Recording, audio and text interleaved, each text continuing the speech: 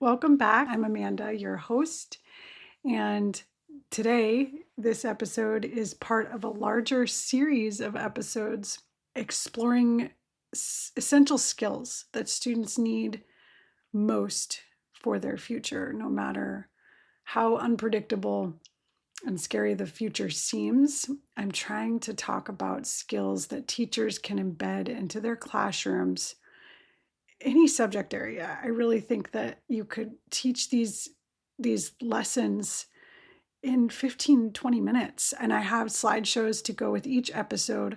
So check out the show notes to get access to all of those slideshows that include all of the skills in this series. And there's a lot of skills we've covered so far. We've covered self-knowledge, self-advocacy, ethical reasoning, active listening, collaborative problem solving, and critical thinking, conflict resolution. And now we're talking about emotional regulation. And I have, like I said, slideshows for you to teach these skills to your students tomorrow if you wanted. And you can always try and relate it to your subject area. Like English teachers, you can always relate this to a subject area by just giving students maybe a little article about the topic, like a little, or even printing the slides out and having them read and annotate them, So be creative. I know you can. So yeah, definitely check out those slideshows. You just have to provide your email, get on my email list so we can keep in touch, and I'll send you the page. You'll actually access the page right away once you sign up. It'll open up the page and you'll have access to make copies of all these slideshows. I really, really want teachers to get access to this stuff because these skills are so important. Welcome to the Empower Students Now podcast, a podcast about equity, neurodiversity, mindfulness, and student engagement. There's a lot that needs to change in our education system. The good news is teachers have the power to make these changes now.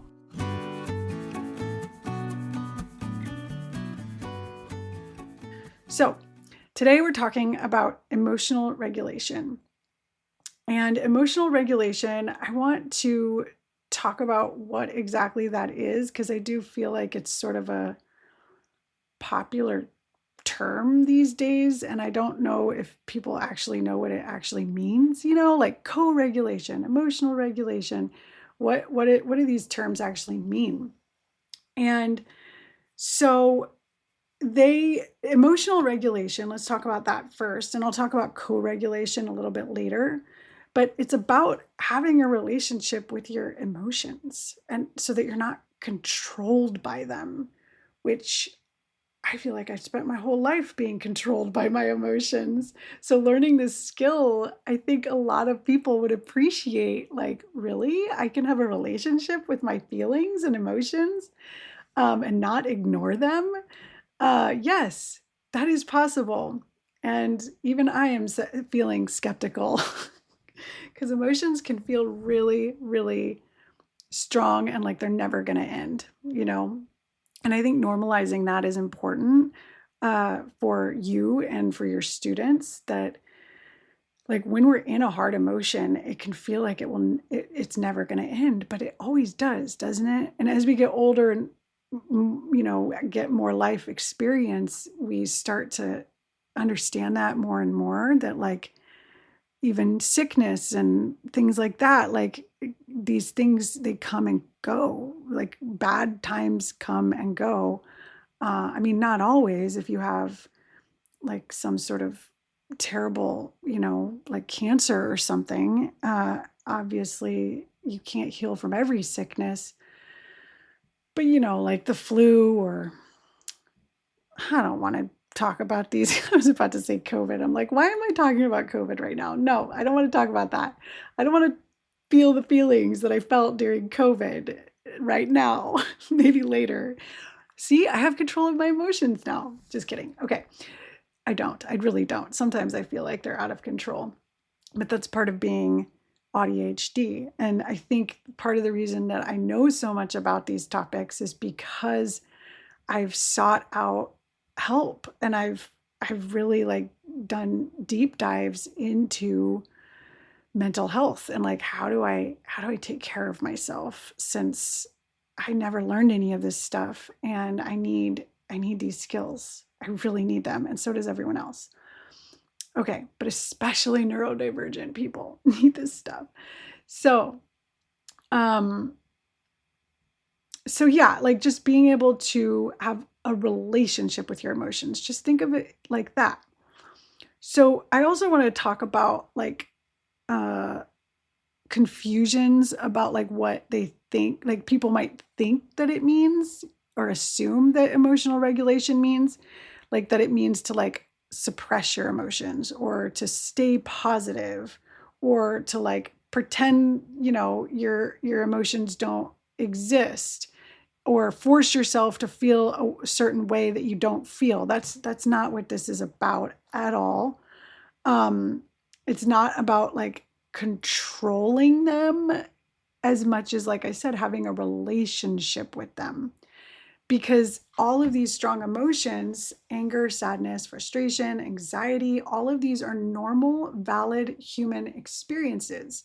So the goal is not to eliminate them. The goal is to start noticing the sensations in your body when these feelings come up and the thoughts that are happening in your mind.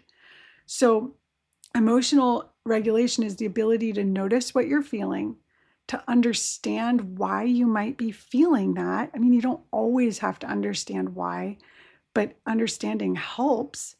And then having strategies to manage when you have really intense emotions. And then being able to choose how you respond rather than reacting automatically. And then being able to return to whatever the issue is that's causing these strong emotions later when you can think more clearly and make more like logical decisions that aren't driven by emotions. So that's what we want to teach kids. We want to teach kids how to be able to do that. And this is really important, especially right now, because the world that they're growing up in is so overwhelming with the internet and it's social media and academic pressures on kids and comparison things that are happening and information overload and just political uncertainty, right? Like climate anxiety. There's so much that's scary and causing a lot of emotions, and it's understandable. And on top of that, kids are kids, right? Their brains are growing, their hormones are changing, their prefrontal cortex isn't fully developed yet, and that is the part of the brain that regulates your emotions and is able to like think logically. And so that area of the brain isn't actually fully developed until mid 20s. Some are saying even 30s. Your brain is still growing and changing. Some people I've read are even finding in research, I don't know where, I'm not going to cite this, but that people's brains like continue to change until you die. Like they just do. And so there's a lot going on in there.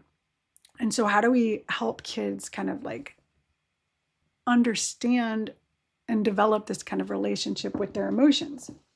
So first of all, you have to begin to develop your awareness, and you have to teach kids how to become aware of their feelings. And this can be really hard, especially because there's this,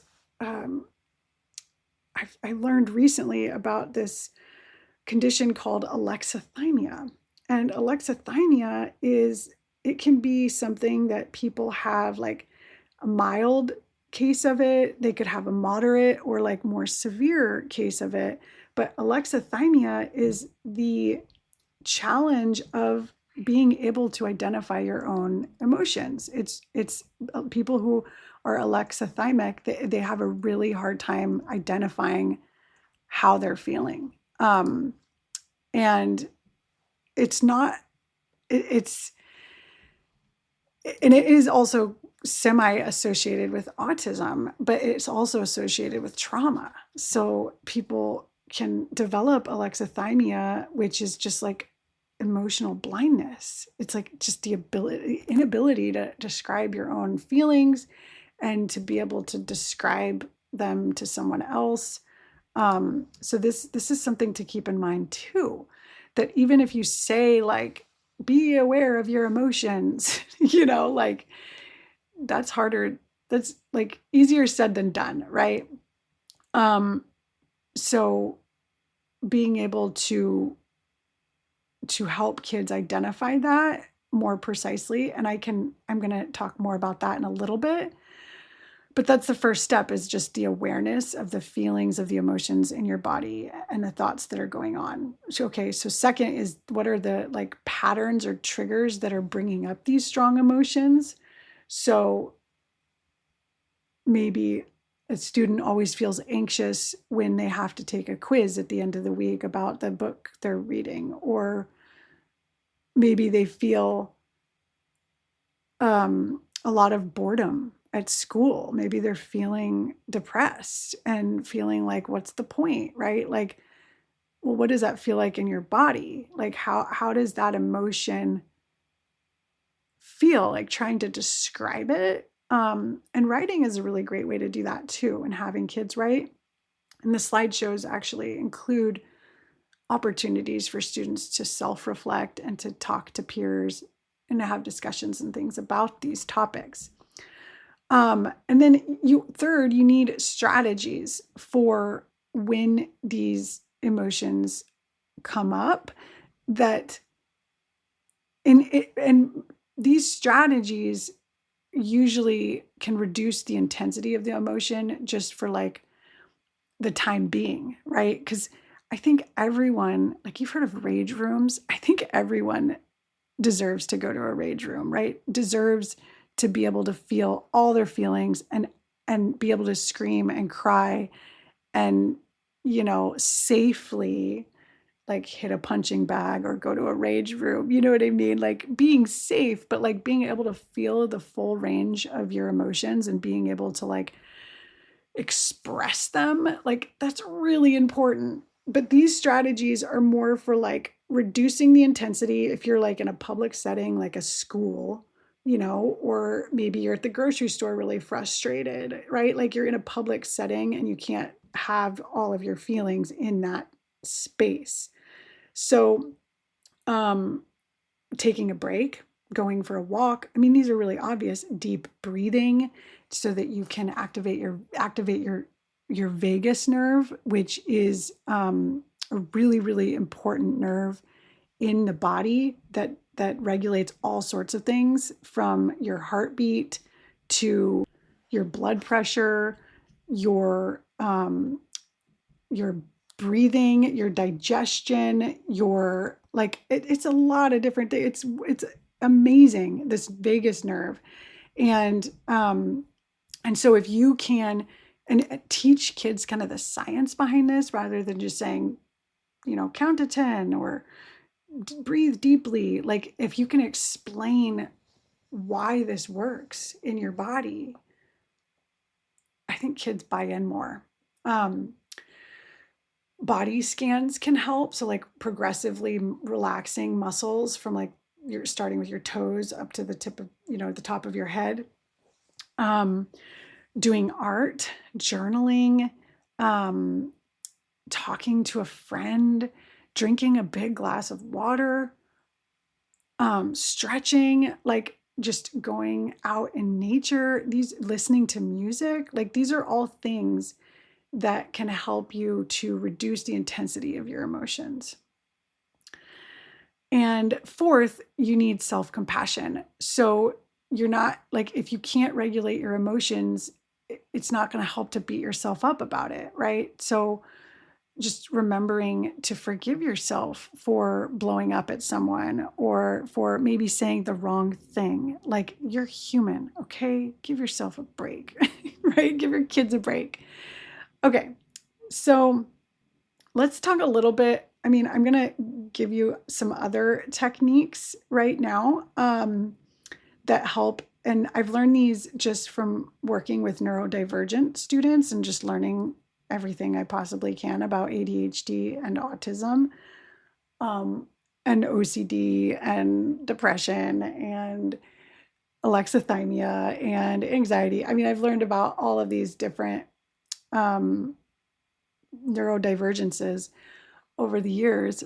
Um, and so I just want to teach you some of this stuff. So for students with ADHD and autism, emotional regulation can be really a lot harder because of emotional sensitivities and also like just, you know, executive function problems where you can't maybe remember like your toolkit of like calming down strategies, or you forgot, or and executive functioning is, like managing not just, the things in your backpack, but also managing your own mind, right? Like managing like the things you say. Like a lot of times people with ADHD will blurt something out and regret it later. You know what I mean? So, um, and so this really does make emotional regulation a lot more challenging. And women and girls with ADHD, actually, emotional regulation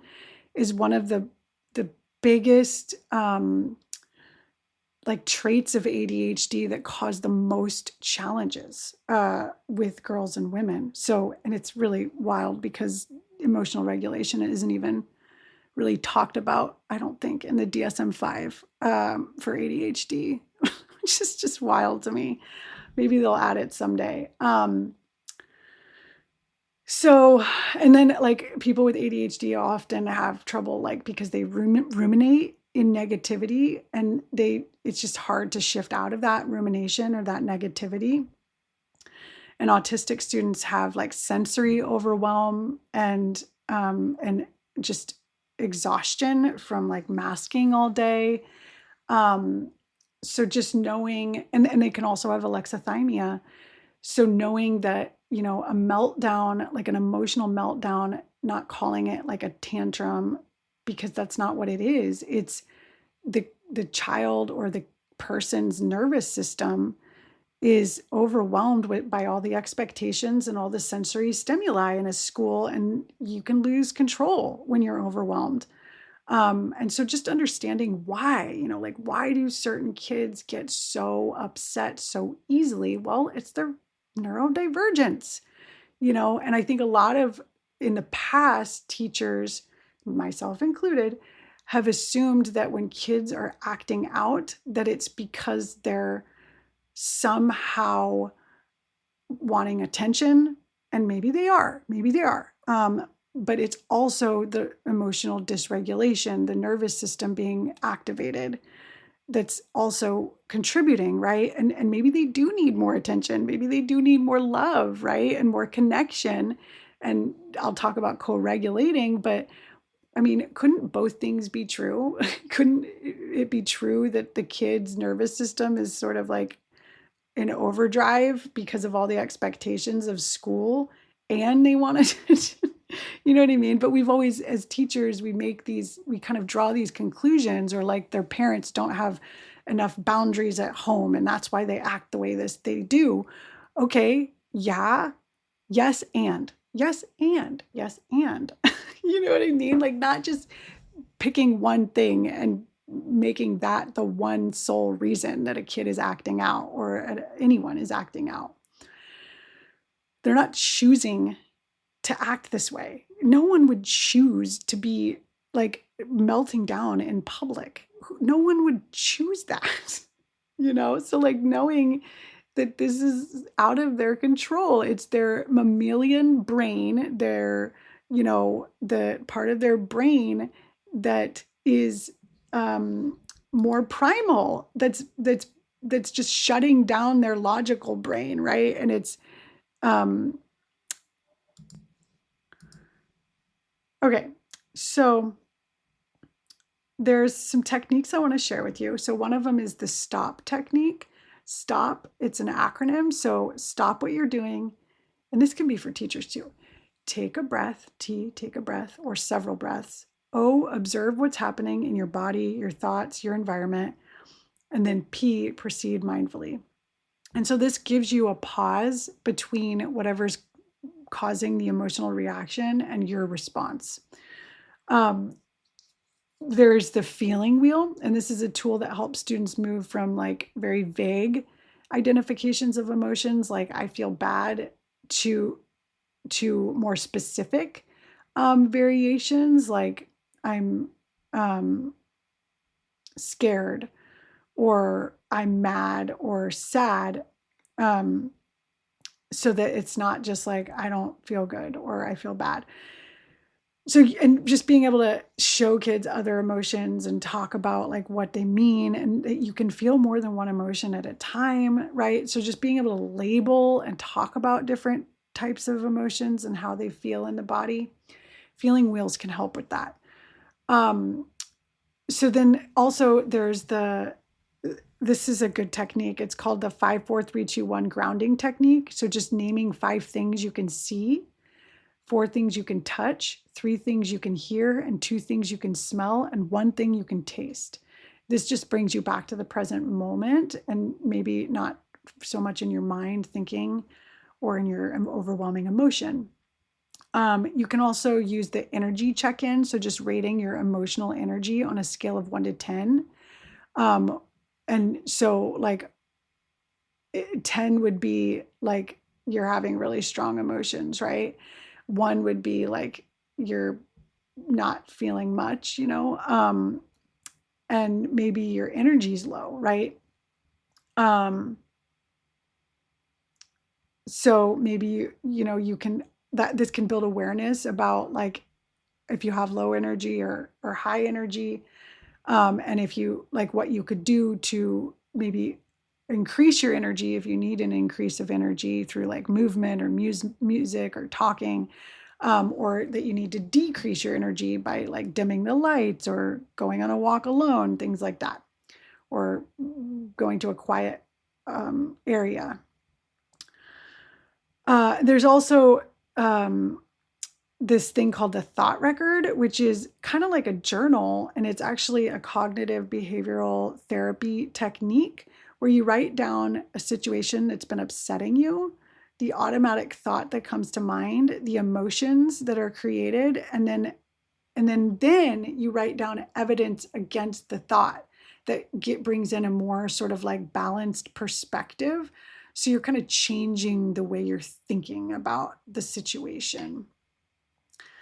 Okay, so I mean, all of these strategies are great for teachers just in general to have in their back pocket, but how do you teach this to students? So the first thing is obviously that you really need to create an environment in your classroom where emotions are safe to have. So not labeling kids or kids labeling each other too sensitive or a crybaby, right? Like really calling that out, and saying that suppressing your emotions, it's really unhealthy. It can lead to physical manifestations of your feelings. And I've actually personally experienced this. I do have mild alexithymia, and autism and ADHD, as I've said before in previous episodes. And I'll keep talking about that and what my experience is like.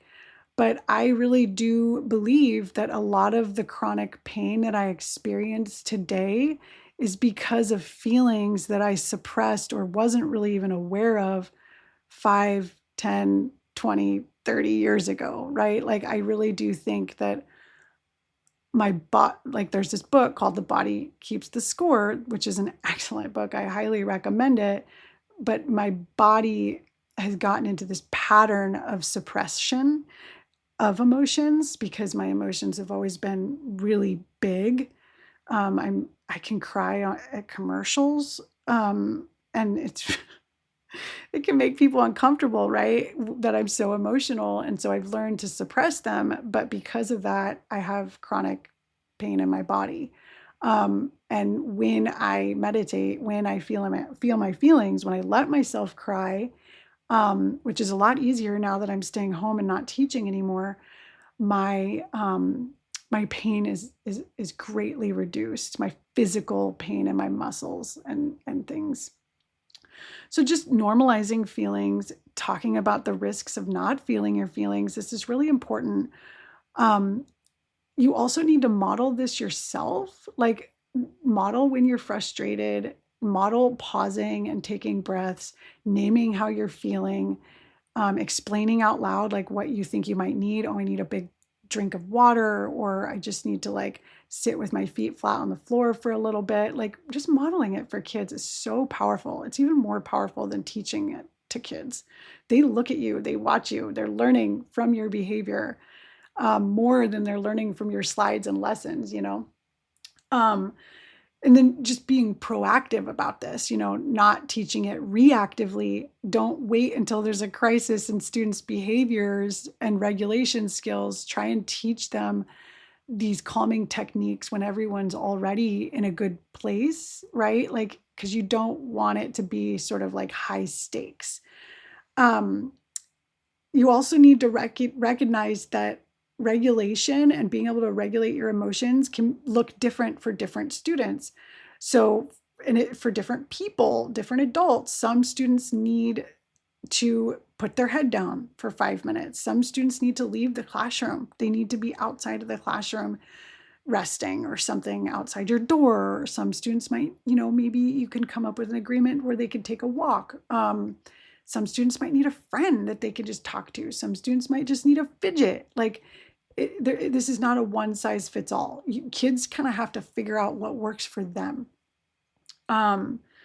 Doodling, right? Like there's so many different things that different kids might try out, to see, oh, what helps me when I get stressed before this quiz or whatever. And then I want to talk about the difference between escalating a situation versus de-escalating.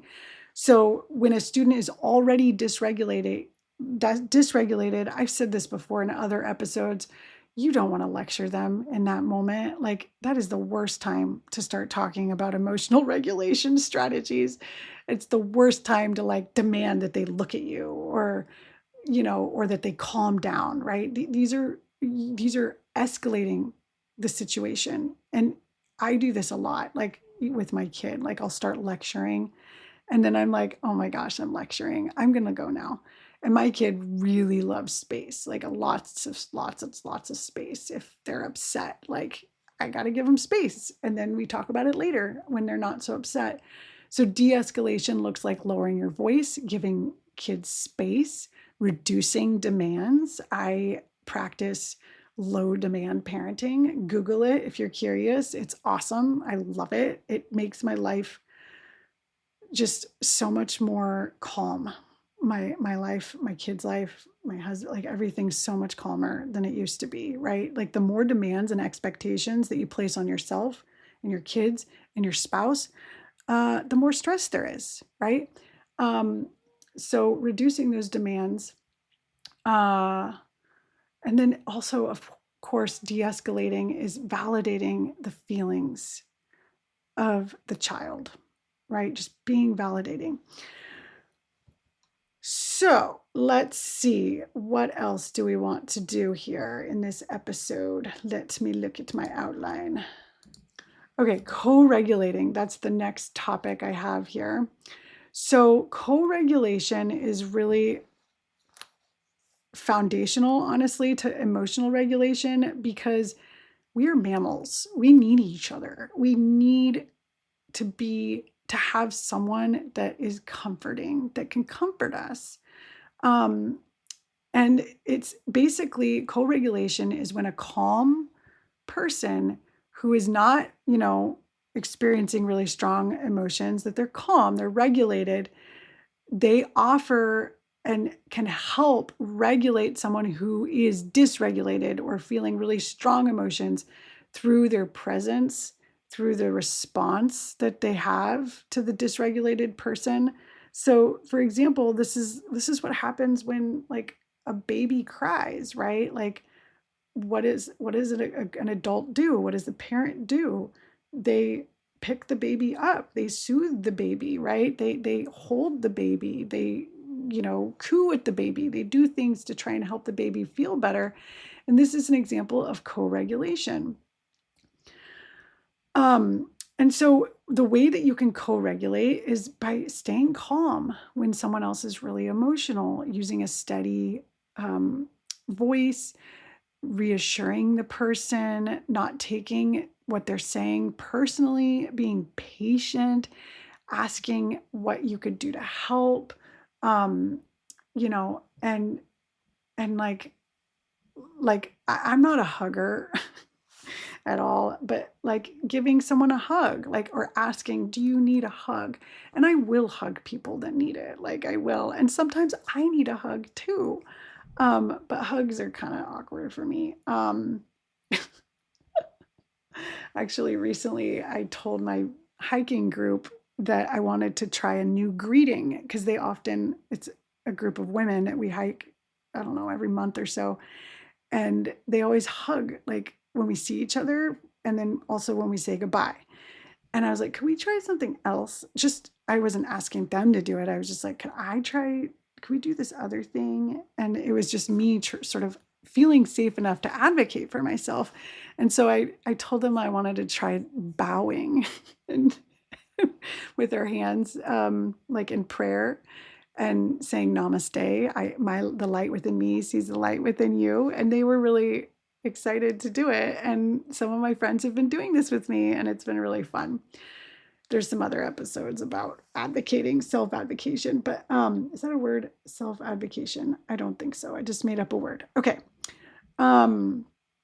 Let's see. There's something else I wanted to talk about here, which is emotional labor. So I recently read a book that had this really, really great definition of emotional labor. And I really think that we need to start talking about this more as like a society. But here's what the definition from this book. I don't want to name the title of it because it's kind of embarrassing. It's kind of embarrassing, but it's okay. I'll just tell you. The book is called Adult Children of Emotionally Immature Parents: How to Heal from Distant, Rejecting, or Self-Involved Parents. Excellent book. I love this book. But the definition here is um, emotional labor is the expenditure of time, effort, and energy utilizing brain and muscle to understand and fulfill emotional needs. Emotional needs are the human needs for feeling wanted, appreciated, loved, and cared for. Individuals' emotional needs are often unspoken or unknown. Some people don't always realize they need emotional comforting, since emotional needs are often vague or subconscious. Other people might hide their needs. Emotional labor is hard work. You have to read people to see if you're being effective. And the book also talks about how good mothers and many other service industry professions expend a lot of emotional labor. Mature people often take up the emotional labor automatically because they live in a state of empathy and self-awareness. And emotional labor promotes goodwill and good relationships. So, what I want to say about this is I think when we're teaching emotional regulation, we could also teach about emotional labor. And I just think it's really we have to be super careful not to teach students, especially girls and students of color, who often bear disproportionate emotional labor. That regulation means always being pleasant or never expressing difficult emotions or constantly managing other people's comfort. Regulation includes being able to express yourself, right? Like feeling feelings is important. It's an important thing for people to be able to do. It's important to be able to say, I'm angry right now, right? And it's important to be able to say, no, I don't agree. And just being able to do that, like, and not suppress your emotions. It's really just an important point to make with our students, that feelings are like, they really are important to health, and that we don't want you to suppress your feelings. Okay. So, what else do I want to share with you all today? I have some reflection questions for you to think about. Okay. So, Think about your own ability to emotionally regulate. What strategies work for you? When do you struggle? What do you wish someone had taught you about managing big emotions? So those are some like kind of self-reflective questions. But here's some for reflecting about your classroom. How do you currently support students' emotional regulation? And anything is great. Like if you're just letting kids doodle, like I feel like that's wonderful, you know? Like it's been a hard day. Let's doodle. Let's draw, right? What's so then what do you what's maybe one thing you do? Maybe you do a lot of things, but what are some things you could do differently to make your classroom more emotionally safe? Hopefully, you got some ideas from this episode about ways you could promote more knowledge about this topic. If you found this episode helpful, useful, if you enjoyed it, I always appreciate the sharing a link to the episode so more people become aware of it. You could write a review. You could just rate it. Give the show a rating. I really appreciate all the support. Thank you for listening. Talk to you later.